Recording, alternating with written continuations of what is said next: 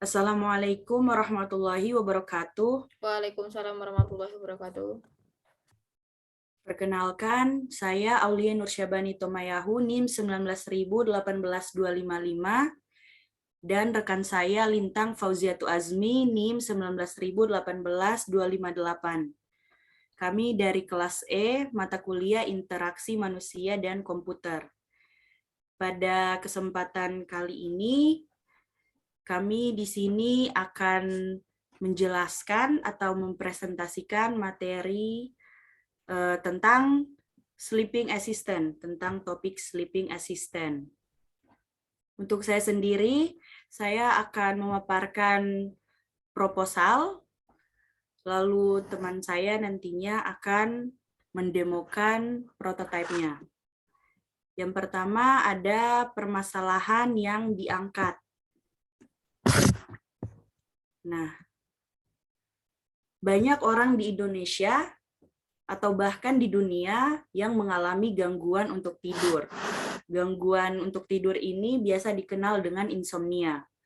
Seseorang mungkin mengalami kesulitan tidur ini ataupun tetap tertidur selama yang diinginkan. Insomnia biasanya diikuti oleh rasa kantuk di siang hari, energi rendah, lekas marah, dan juga suasana hati yang depresi, yang nantinya berakibat pada resiko tertentu. Lalu ada juga akibatnya, yaitu masalah fokus terhadap suatu hal.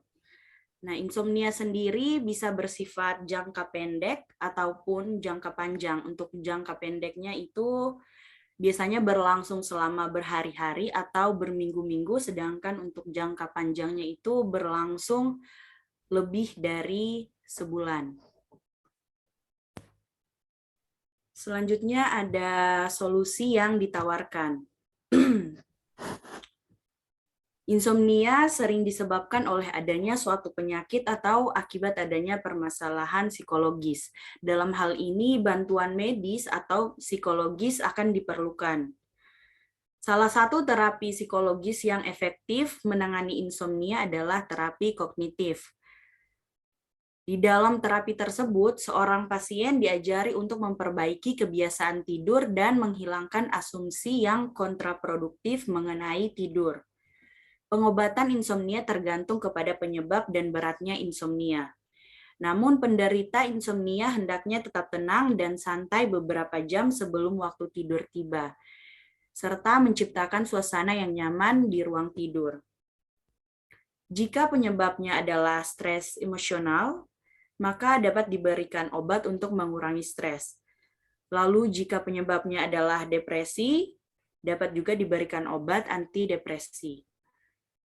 Jika gangguan tidur berhubungan dengan aktivitas normal penderita dan penderita merasa sehat, maka bisa diberikan obat tidur untuk sementara waktu.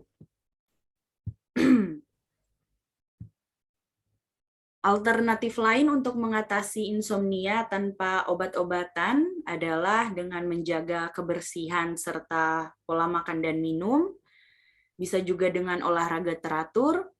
Lalu di sini ada mengendalikan rangsangan atau suasana hati semaksimal mungkin.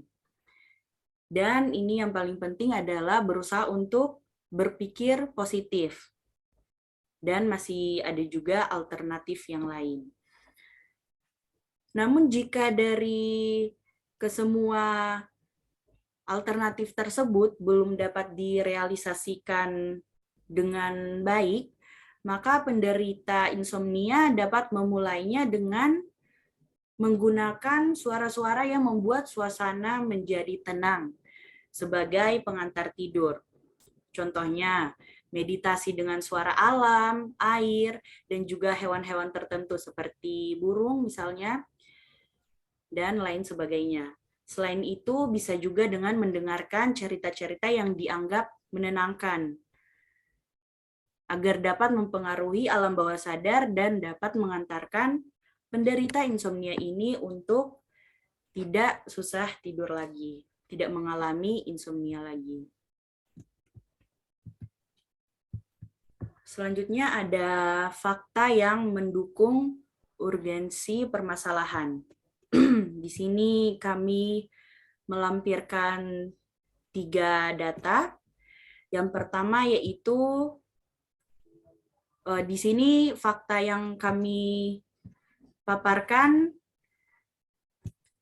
di saat situasi pandemi ya. Jadi yang pertama pandemi di Amerika, yang kedua di Inggris, dan yang ketiga di Indonesia itu sendiri.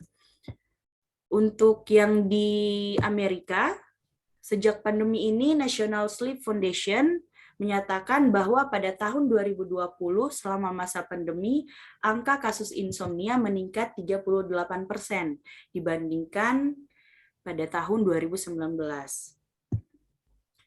Lalu untuk yang di Inggris, ada riset yang menunjukkan bahwa pembatasan sosial atau lockdown yang dilakukan merupakan dampak dari pandemi corona, sehingga memicu tingginya peningkatan dalam masalah tidur. Lalu penelitian yang di Inggris juga menjelaskan bahwa mereka yang menderita kurang tidur itu disebabkan oleh kekhawatiran virus corona, sehingga meningkatnya persentase dari penderita insomnia ini.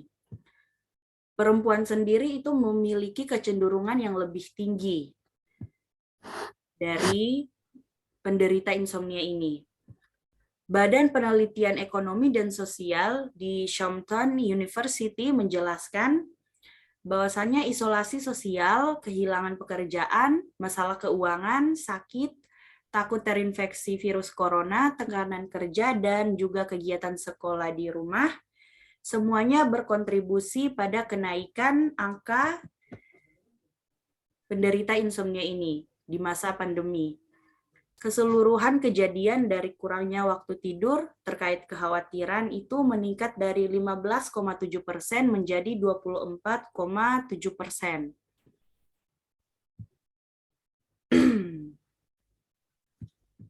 Selanjutnya ada di Indonesia.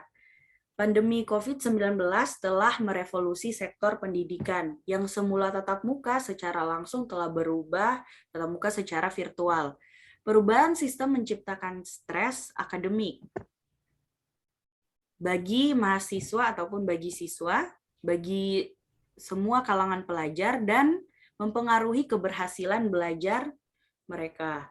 Setiap hari, tumpukan tugas yang tak ada hentinya dengan tenggat waktu yang relatif singkat membuat kebanyakan orang memilih untuk begadang. Nah, stres ini dapat menjadi sumber motivasi, namun di sisi lain, stres yang berlebihan justru dapat melemahkan individu terkait. Salah satunya memicu terjadinya stres akademik dan pikiran negatif hingga berujung pada penderitaan dari insomnia itu sendiri. Untuk yang spesifikasi sistem yang akan dikembangkan, di sini kita mengembangkan sistem berbasis mobile. Dibuat dengan interface yang mudah untuk digunakan atau user friendly, sehingga tidak perlu penjelasan untuk menggunakan aplikasi ini.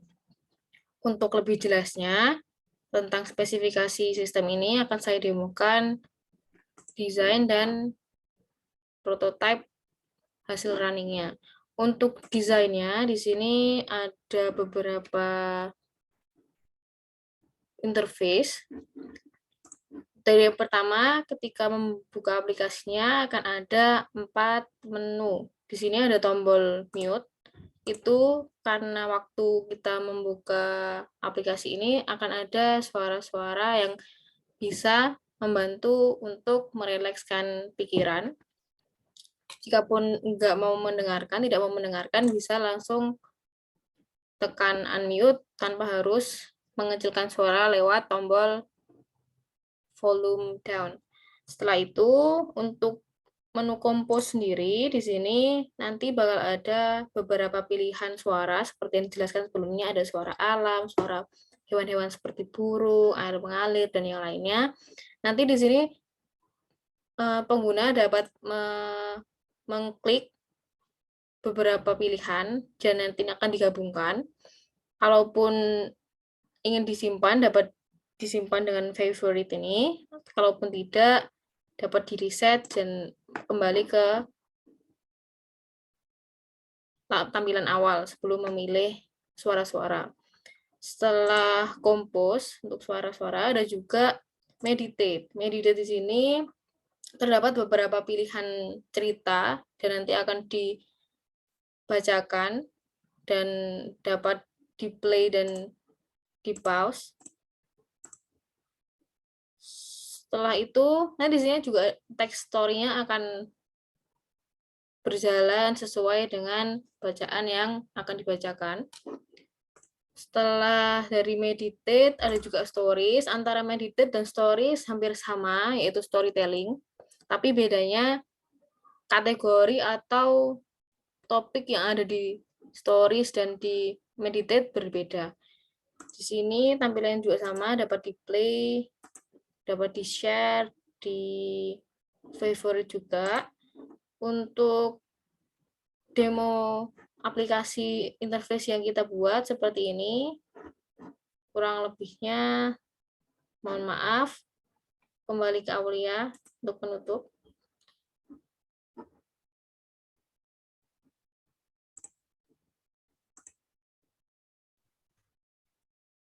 Baik. Jadi itu tadi demo prototype aplikasi yang kami buat. Jadi terkait dengan salah satu alternatif yang bisa dijadikan sebagai pengantar tidur untuk penderita insomnia. Namun tentu saja aplikasi ini bisa dapat dinikmati oleh selain penderita insomnia itu sendiri. Jadi bisa dengan bebas, namun untuk sebagai membantu, jadi kami juga menamai aplikasi ini dengan Sleeping Assistant. Yes. Ya. Ya, itu saja dari kami. Lebih dan kurangnya mohon dimaafkan. Wassalamualaikum warahmatullahi wabarakatuh. Terima kasih. Waalaikumsalam warahmatullahi wabarakatuh.